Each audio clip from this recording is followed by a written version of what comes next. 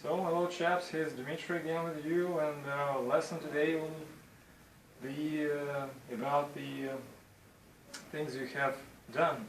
Actually, when you don't do things yourself, but you have somebody do these things for you. Say you cook your meal for yourself, but if you say have your breakfast at McDonald's, then you have your dinner served. So this food is not made by yourself, but by, say, the staff from McDonald's, okay? So we'll have a few cases here. For example, I had my car repaired. This means that you didn't repair your car yourself, but you have your car mechanic to repair your car. So let's compare. I repaired my car. So that means that it was me who repaired this car, my car, okay? So I had my car repaired. Means that somebody else has done it for me. So we have another example. I tuned my bike. This means that I took my tools and repaired my bike. And the case with I had my bike tuned. It means that I took my bike to a bike shop and repaired the bike there, or made some tuning adjustments, right? So the grammatically wise, we could put it like this. So we have the subject first, my pal, Jim, or whatever, I. It's the subject, then goes have, then goes object, what do we do with the stuff, and the past participle, that's the third form of the verb. So my pal had his car repaired, yeah? Or Jim is having his bike tuned, so which means those persons are not doing these things themselves. They are having these things done for them. Okay. For example, Anne has had her hair cut. So usually when you go to hairdressers, you're right, to cut your hair, you don't do it yourself, but the barber or hairdresser cuts your hair. So you have your hair cut. You can also say, use get instead of have. It sounds more colloquial. Get something done.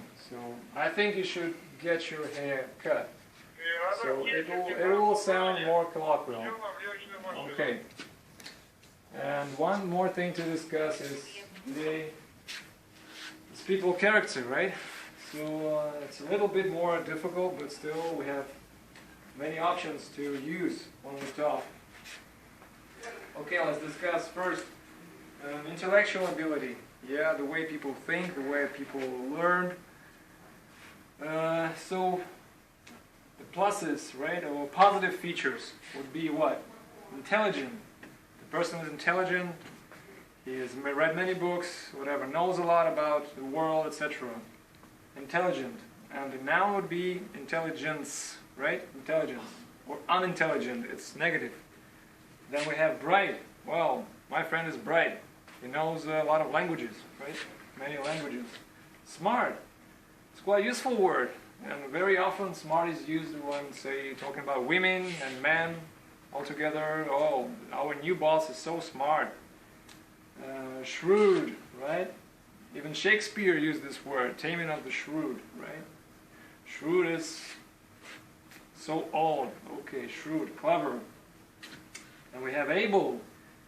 Able is a person who can do something, who has physical ability to do things. You know, I'm able to do that. So able means physically you're able to do something. And we have gifted. Yeah, gifted, whatever, some scientist is gifted and has made or created a theory, gifted. So it means you have the gift to do something, gift to learn, to teach, whatever, to give people good things, gifted, okay? And we have talented, so a person who has a talent. Brainy comes from brain, right? The brain is on our head, that's colloquial.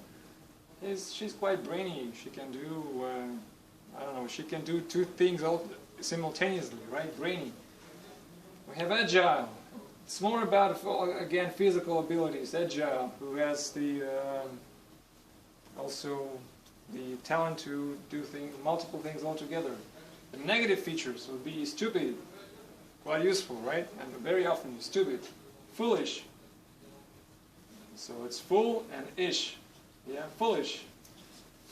It's so foolish of you to do like that. Yeah. So half-witted.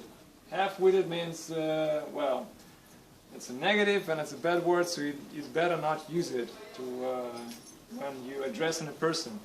So half-witted, or he's a half-wit. So that means that he's stupid, okay? So simple also is quite useful. Simple. She's so simple and uncreative, but silly. Silly is also really useful. Silly, it's silly. It's a silly idea to talk about. Some basic words. Okay, brainless. So brain, noun as less. Postfix is less. Brainless. Daft. It's so often used in British version of English, right? British. Don't be daft. Okay, like they always say, dumb. Dumb, you perfectly know. Okay. Then we have dim as opposite to word bright. Bright and dim. Okay.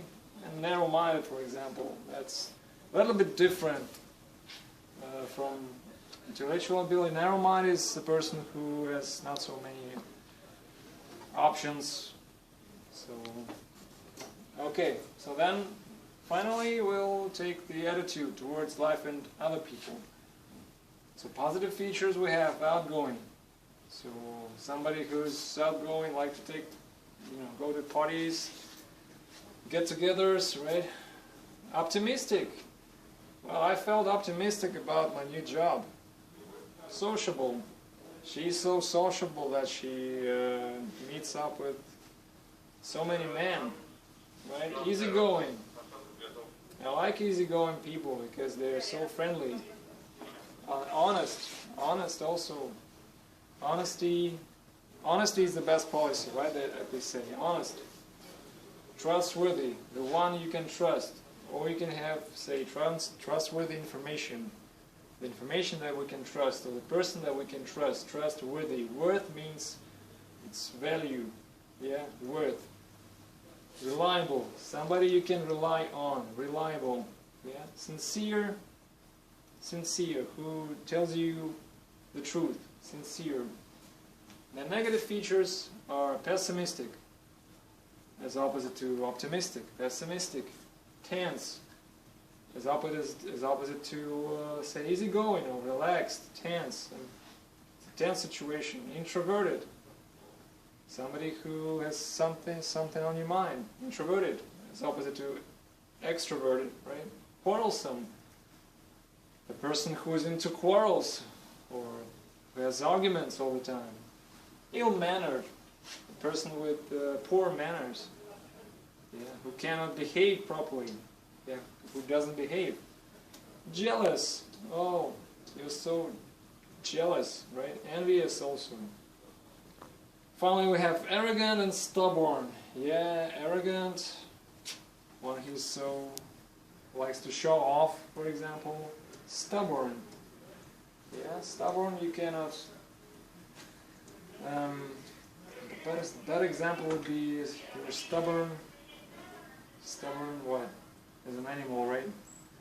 Okay, so finally we have spoken about the have something done, right? Get something done, and taking people's character. So use these words, and see you next time.